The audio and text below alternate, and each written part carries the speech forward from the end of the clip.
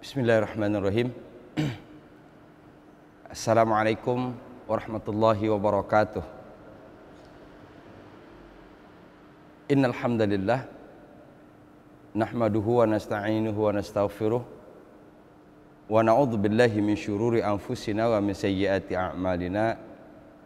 May yahdihillahu fala mudhillalah wa may yudlil fala hadiyalah. Asyhadu an la ilaha illallah wa asyhadu anna Muhammadan abduhu wa rasuluh la nabiyya ba'da. Qala Allah Ta'ala fil Qur'anil Karim, a'udzu billahi minasyaitonir rajim, fastamsik billadzi uhiya ilaik innaka 'ala siratim mustaqim. Qala Rasulullah sallallahu alaihi wasallam, Iqra'ul Qur'ana fa innahu ya'ti yaumal qiyamah syafi'an li ashabi. Kebahagiaan adalah milik orang yang bersyukur. Dengan kata lain, kita tidak mungkin akan menjadi orang yang bahagia kalau kita tidak termasuk orang yang bersyukur. Syukur adalah satu refleksi paling awal ketika kita mendapatkan nikmat dari Allah Subhanahu wa taala. Ketika Nabi Sulaiman alaihissalam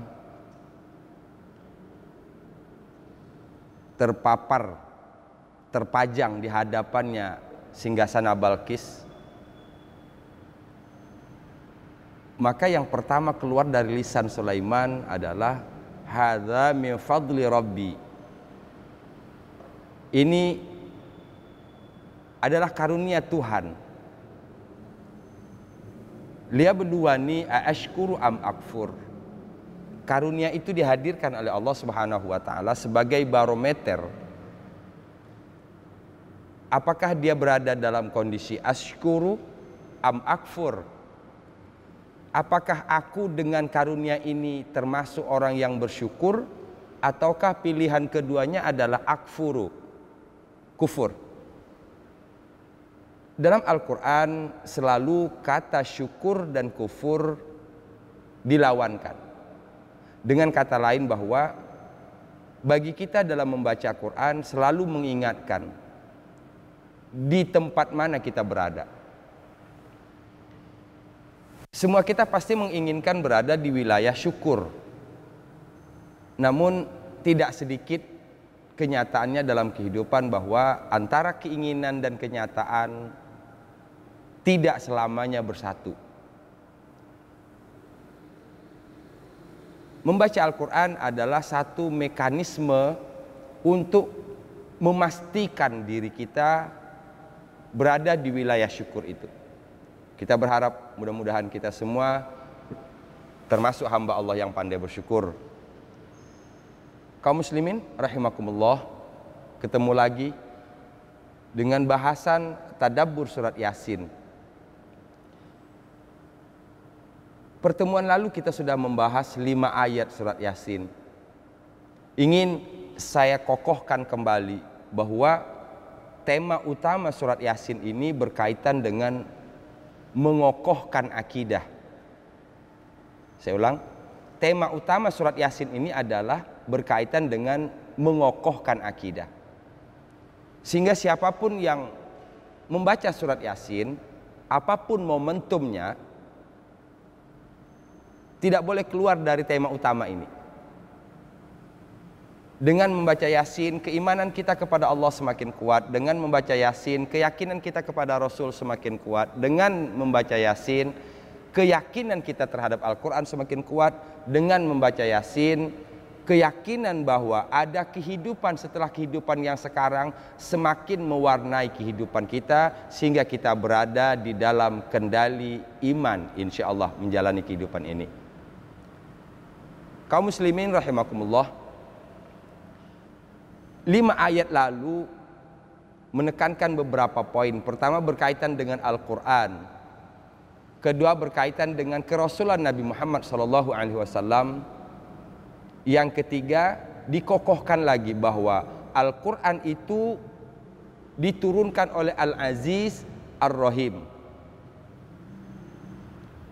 Menjadi lengkap 5 ayat ini.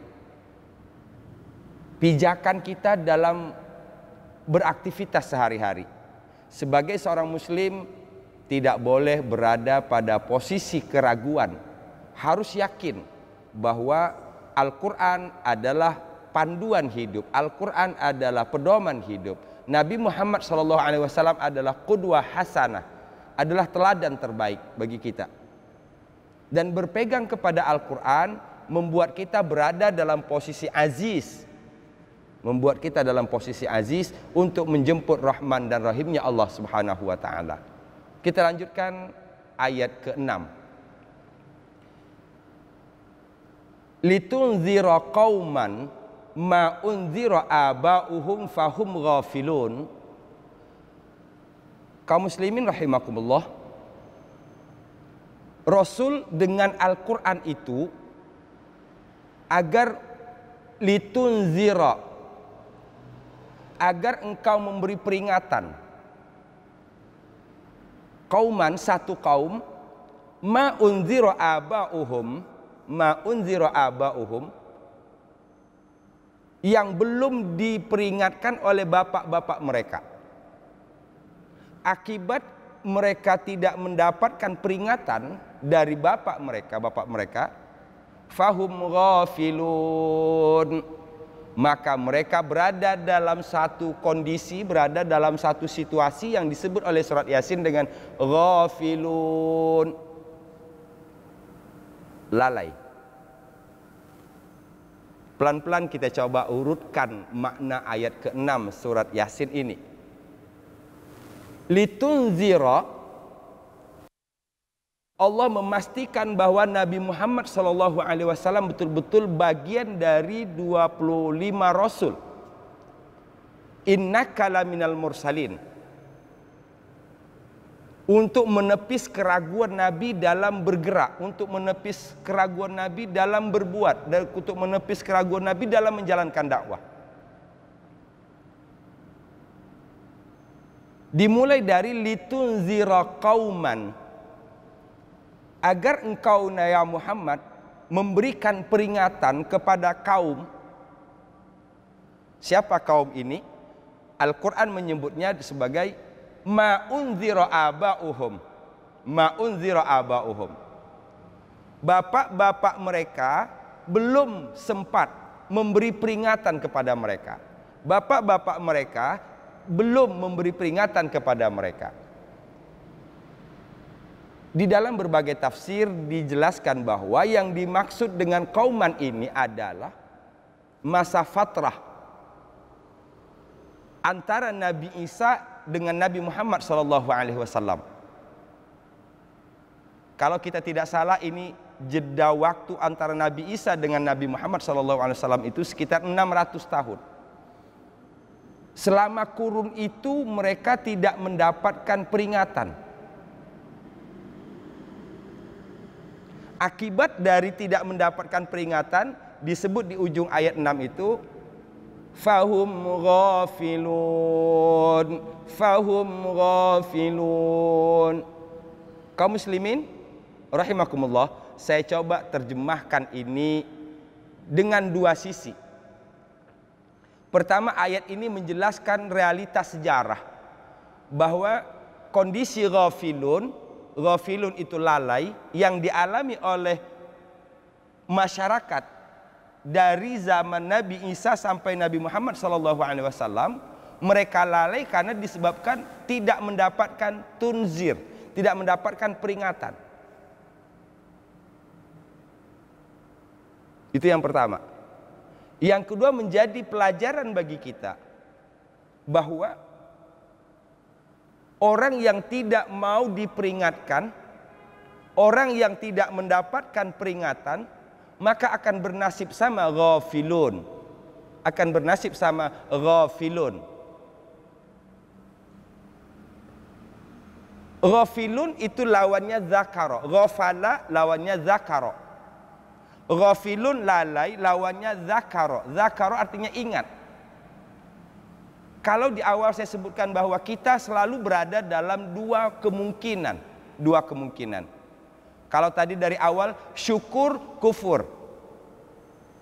Syukur kufur. Yang kedua zikir lalai. dari dimensi lain. Dimensi lain. Apakah kita termasuk orang yang ingat kepada Allah atau orang yang lalai dari Allah Subhanahu wa taala?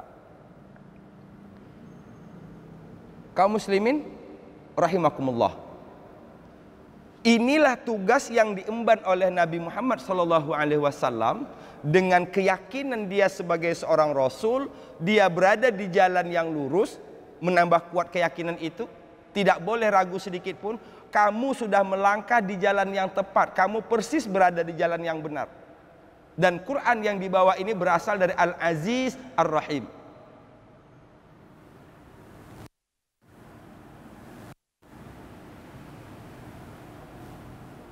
Nabi sudah. Namun yang perlu kita lihat adalah bahwa tidak mudah untuk mengaplikasikan atau untuk merealisasikan perintah Allah Subhanahu wa taala ini. Apa perintahnya itu tadi? Litunzira.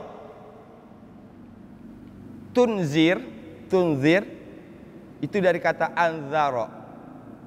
Kalau di awal Al-Baqarah kita sudah ketemu di ayat 6. A'anzartahum am lam tunzirhum la yu'minun. Nanti kita hubungkan ayat Yasin ini, surat Yasin ini dengan Al-Baqarah ayat 6 itu.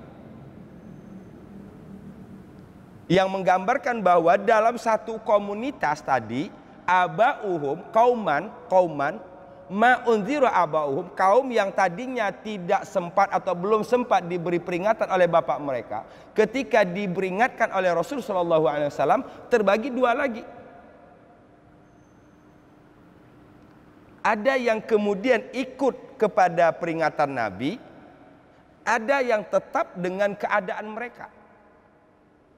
Orang yang tetap dengan keadaan mereka dalam awal Al-Baqarah sudah disebut dengan khatamallahu ala qulubihim wa ala sam'ihim wa ala absarihim. Kalau kita merujuk ke ayat itu, ada tiga hal yang na'udzubillahi min zalik ditutup oleh Allah. Khatamallah, taba'allah. Qulubihim, hati mereka, sam'ihim, pendengaran mereka, absarihim, penglihatan mereka. Kaum muslimin rahimakumullah, makna aplikasi dari ayat ini adalah bahwa mereka hidup dengan merasa nyaman dengan keadaan mereka. Sehingga inilah yang membuat sulitnya akal mereka menerima masukan dari selain itu. Karena mereka sudah merasa sudah begini kok dari dulu. Sehingga akal mereka, pikiran mereka, telinga dan penglihatan mereka tidak lagi melihat kepada yang lain. Mereka menganggap bahwa apa yang mereka lakukan sudah final. Berkali-kali saya menyampaikan satu ungkapan yang sangat bijak untuk kita jadikan guru dalam kehidupan kita sehari-hari. Tanamlah gagasan, petiklah perbuatan. Tanamlah perbuatan, petiklah kebiasaan. Tanamlah kebiasaan, petiklah karakter. Tanamlah karakter, petiklah nasib. Sehingga untuk mengubah nasib harus memunculkan gagasan baru. Nah, orang yang bisa menerima gagasan baru ini adalah orang yang memiliki cara berpikir terbuka. Karena mereka 600 tahun lamanya hidup dalam siklus itu, hidup dalam lingkungan itu. Sehingga mereka menjadi mematenkan keadaan. Ini sudah begini dan tidak ada upaya untuk keluar dari itu. Ini kelompok yang tidak menerima dakwah Nabi. Yang disebut oleh Al-Baqarah, innal ladzina kafaru sawa'un 'alaihim a'anzartahum am lam tunzirhum la yu'minun. Ayat ini awalnya ditujukan kepada tokoh-tokoh kafir Quraisy seperti Abu Lahab dan Abu Jahal. Tidak berlaku bagi semua orang kafir. Karena toh dari orang kafir yang dihadapi Nabi tadi ada yang kemudian beriman. Ayat 6. Litunzira, agar engkau memberi peringatan. Kaum muslimin rahimakumullah, Rasul sudah tidak ada. Tugas Rasul dilanjutkan oleh ulama. Al-ulama warasatul anbiya, ulama pewaris nabi. Apa yang harus diwariskan dari nabi? Apa warisan yang harus kita emban dari nabi? Litunzira, teruslah berada dalam bingkai, terus menerus memberikan peringatan sesuai dengan kapasitas kita masing-masing. Balighu anni walau ayah. Kalau semua kita mengambil bagian dalam dakwah ini dengan kapasitas kita masing-masing, insya Allah betapa indahnya hidup ini. Tawassaw bil haq, tawassaw bis sabr. Inilah salah satu hal yang membuat kita bisa keluar dari khusrin, kerugian. Kaum muslimin rahimakumullah, ayat 6. Persimpulannya, orang yang tidak mau mendengarkan peringatan maka akan bernasib ghafilun, lalai. Hidup ini dalam hitungan tahun. Kalau dalam hitungan tahun itu kita tidak tahu apa yang harus kita lakukan, lalai dari misi keberadaan kehadiran kita di muka bumi, dapat dipastikan bahwa hasanah fid dunya hasanah fil akhirah bukan menjadi milik kita. Dapat dipastikan bahwa tidak mendapatkan kebaikan di dunia dan akhirat. Nauzubillah, summa nauzubillah. Itu sebabnya kita berusaha untuk keluar dari ghafilun dengan cara ala bizikrillah tatmainnul qulub. Ingat, dengan zikir kepada Allah hati menjadi tenang. Senantiasa zikir kepada Allah Subhanahu wa taala. Ayat ke-6. Saya yakin insyaallah kita bisa fahami ayat ini dan tadaburnya bagi kita, ya Rob, apakah saya sudah termasuk orang yang ingat kepadamu dalam segala hal, ataukah saya masih bisa jadi termasuk orang yang ghafilun? Jadi tadabur itu kemarin saya sudah sebutkan, tadabur berangkat dari dua, ta'zimul kalam, mengagungkan firman Allah, ta'zimul mutakallim, mengagungkan Allah yang punya kalam. Dua. Saya masukkan yang ketiga yang harus dijadikan starting point di dalam kita melaksanakan tadabbur. Yang ketiga adalah hudurul qalb. Hudurul qalb. Ini hati kita harus hadir ketika kita membaca Al-Quran. Dan kita selalu menjadikan ayat-ayat Quran itu, menjadikan diri kita sebagai sarana, sebagai sesuatu yang dituju oleh ayat. Kalau tadi ayat ini hanya menyebutkan tentang orang-orang dari zaman Nabi Isa sampai Nabi Muhammad, sekarang kita bawakan ke diri kita. Apakah saya sudah terbebas dari ghafilun? Yang pasti, kaum muslimin rahimakumullah, kita berada dalam dua kemungkinan itu. Kadang kita zikir, kita ingat, kadang kita lalai. Dalam hal ini kita ingat, dalam hal ini kita lalai. Dan banyak yang bisa membuat kita lalai. Itu sebabnya majalisus saleh menghubungkan diri dengan orang-orang soleh. Cara kita untuk meyakinkan bahwa kita tetap berada di dalam zikrullah. Cara kita untuk meyakinkan supaya kita jangan terjebak kepada ghafilun. Luar biasa bukan? Kaum muslimin rahimakumullah. Yasin. Saya berharap mudah-mudahan keluar biasaan Yasin ini dapat kita rasakan siapapun yang membacanya. Asal syaratnya tadi berangkat dari hudurul qalb. Sertakan hati di saat membaca Yasin. Ayat ke-6. Ayat ke-7 yang ghafilun tadi, ujungnya ayat 6 ghafilun. Ayat ke-7-nya, laqad haqqal qawlu ala aktsarihim fahum la yu'minun. Ada kata yang perlu difahami di ayat ke-7 ini.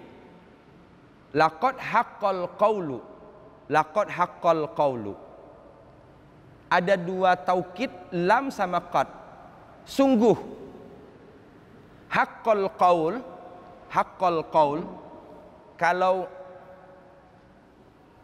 kita bercermin kepada surat Shad, surat 38, ayat 84-85, ketika iblis meminta kepada Allah agar diberi tangguh untuk menggoda manusia. Fa bi izzatika la ughwiyannahum ajma'in. Sumpah iblis di hadapan Allah Subhanahu wa taala. Dengan kemuliaanmu aku akan goda, aku akan sesatkan mereka semuanya, kecuali hamba-hambamu yang mukhlis, kecuali hamba-hambamu yang ikhlas. Di ayat ini Allah menyebutkan bahwa orang yang dapat selamat dari godaan setan, yang bisa senantiasa dalam keadaan zikrullah, adalah orang-orang yang ikhlas. Ikhlas senjata terkuat kita dalam menghadapi setan. Setan tidak bisa berkutik, iblis tidak bisa berkutik. Kalau demikian, senjata inilah yang perlu kita asah terus sehingga memiliki ketajaman. Seberapapun godaan setan, insya Allah kita selamat. Apa yang membuat kita selamat? Ikhlas kepada Allah Subhanahu wa taala. Allah Subhanahu wa taala kemudian melanjutkan di ayat 84-nya. Fal haqqu wal haqqu aqul. Maka kebenaran sumpahku itulah yang terjadi. Wal haqqu aqul, dan yang benarlah yang aku katakan.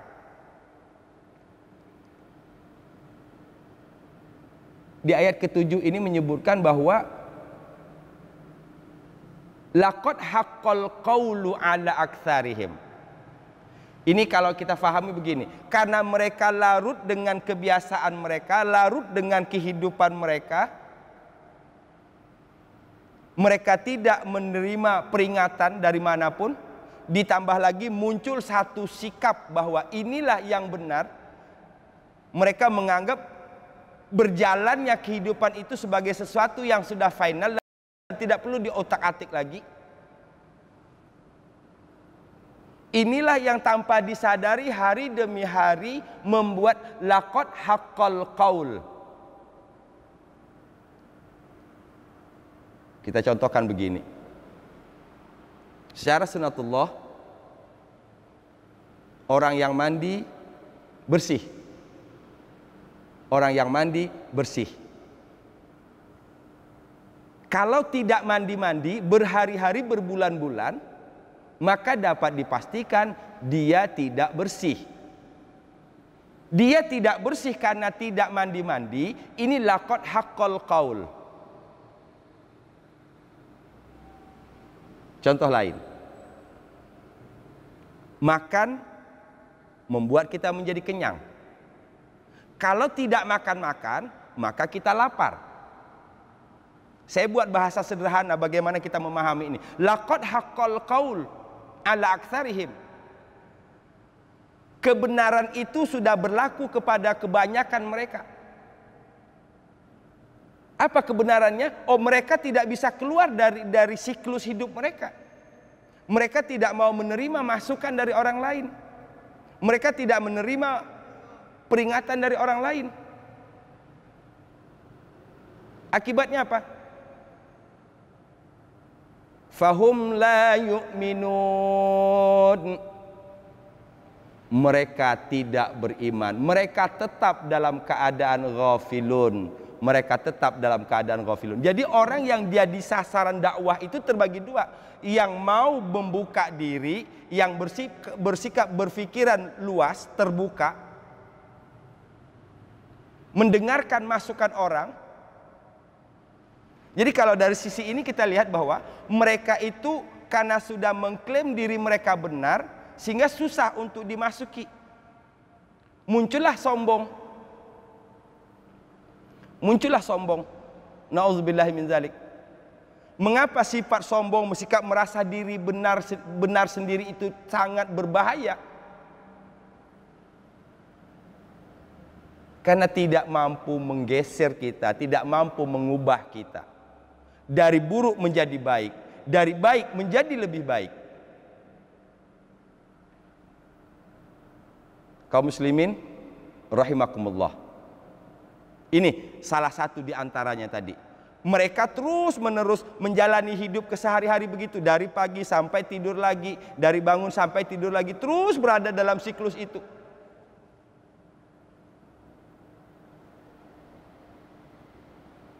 Bisa jadi karena tidak ada yang memperingatkan, tapi ketika itu menjadi satu karakter yang sudah terbentuk sangat kuat dan susah untuk dirombak,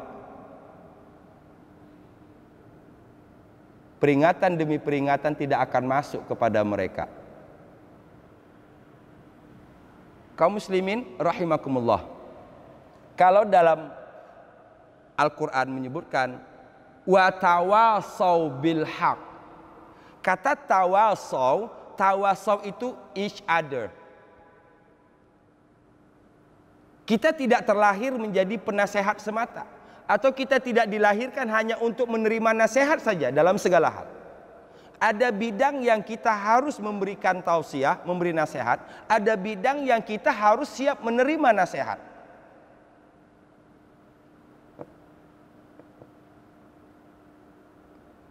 Kadang-kadang satu bidang yang kita miliki seakan-akan hidup selesai dengan sisi itu saja. Kita kaya dalam hal materi misalnya, kita menganggap yang lainnya lemah, menganggap yang lainnya rendah, sehingga masukan demi masukan dari mereka tidak mau kita dengar. Satu kekayaan bisa membuahkan kesombongan, dan kesombongan itu menutup beribu macam kebaikan. Nauzubillah summa nauzubillah. Kalau itu yang kita pilih, maka bersiap-siaplah. Fahum la yu'minun. Na'udzubillahi min zalik. Fahum la yu'minun. Kita hadir ke permukaan bumi ini, tetapi kita tidak memberikan bekas sedikit pun. Kita hadir di muka bumi ini, tapi kita tidak mengambil sedikit pun bagian dari muka bumi ini untuk kita bawa menghadap Allah Subhanahu wa ta'ala. Dia tidak tahu untuk apa sebenarnya dilahirkan. Dia tidak tahu untuk apa sebenarnya hidup. Yang dia tahu pagi bangun, malam tidur, bangun tidur, makan minum, tanpa disadari. Hari demi hari, wasyamsu tajri li mustaqarrin laha, dzalika takdirul azizil alim. Perputaran matahari membuat perubahan bagi dirinya. Dulu dia muda menjadi dewasa, dewasa menjadi tua. Nextnya dapat kita lihat. Insya Allah kita berharap kita selalu dekat dengan Quran. Dari sisi ini kita lihat. Kalau saya tidak mau menerima masukan dari orang lain, it's okay. Itu salah. Tapi ada yang lebih fatal lagi kesalahannya. Kalau kita tidak mau menerima nasihat dari yang menciptakan kita, la kalam, speechless. Tidak bisa ngomong lagi kita. Kalau orang tua tidak didengarkan, kalau guru tidak didengarkan, kalau ustadz tidak didengarkan, salah itu. Tapi masih oke lah. Tapi kalau Allah yang menciptakan dirinya, Allah yang tahu persis apa yang baik dan buruk tentang dirinya, tidak didengarkan, kiamat sudah. Nauzubillah min zalik. Kita membaca Quran untuk menjadi pengingat diri kita. Mungkin kita punya karakter orang yang susah dinasehati orang lain. Kita hanya bisa dinasehati oleh Allah Subhanahu wa ta'ala. Maka jadikan momen membaca Quran itu mohon kepada Allah, ya Allah, nasehati hamba, tunjukkan hamba, beritahu hamba. Kalau dalam doa baca Quran itu kan, doa selesai baca Quran itu satu yang luar biasa sebenarnya. Hanya saja doa itu banyak bermain di wilayah lagu, bukan wilayah isi. Inilah petaka kita di sini. Banyak asik dengan lantunan, lupa kepada tuntunan. Lantunan dengan tuntunan itu sebenarnya tidak boleh ada gap. Allahumma arhamna bil Qur'an, ya Allah rahmati kami dengan Al-Quran. Waj'alhu lana imaman, jadikan Quran imam bagi kami.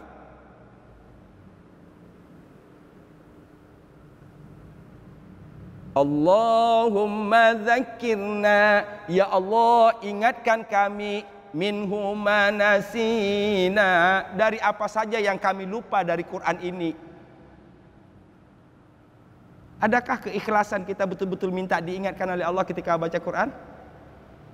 Tidak jalannya mekanisme itu karena kita begini, ini seperti dari pertama. Masuk ke Quran kita tidak dengan membuka diri. Quran di Quran, kita di kita. Kalau saya disebutkan dalam Al-Quran bahwa Quran ini adalah ruh, surat Syura ayat ke-52, maka dekatilah ruh itu dengan ruh. Insya Allah bertemu, disitulah muncul kemesraan.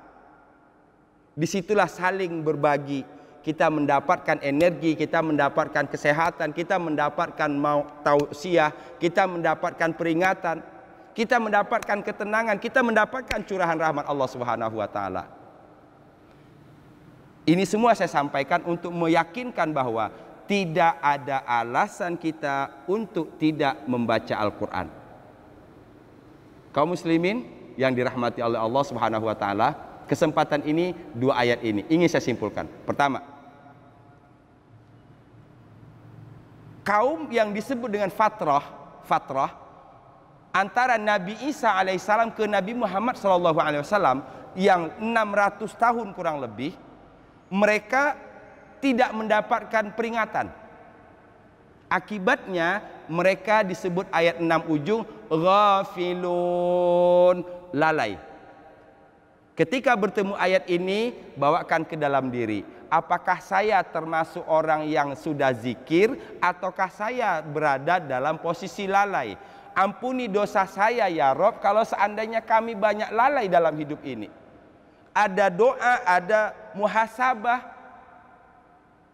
ada otokritik. Ayat 6. Ayat 7, laqad haqqal qawlu ala aktsarihim fahum la yu'minun. Na'udzubillahi min dzalik. Jangan kita termasuk orang yang ayat ke-7. Karena sudah terbentuk karakter dirinya dan tidak membuka pikirannya dan tidak berusaha untuk mencari cara untuk keluar dari keadaan, akibatnya disebutkan oleh Allah dalam surah Al-Baqarah ayat 6, innalladzina kafaru sawa'un alaihim a'anzartahum am lam tunzirhum la yu'minun. Mengapa mereka tidak beriman? Karena pikiran mereka, hati mereka, pendengaran mereka, penglihatan mereka sudah tertutup dari yang lainnya. Mengapa tertutup? Karena kesombongan.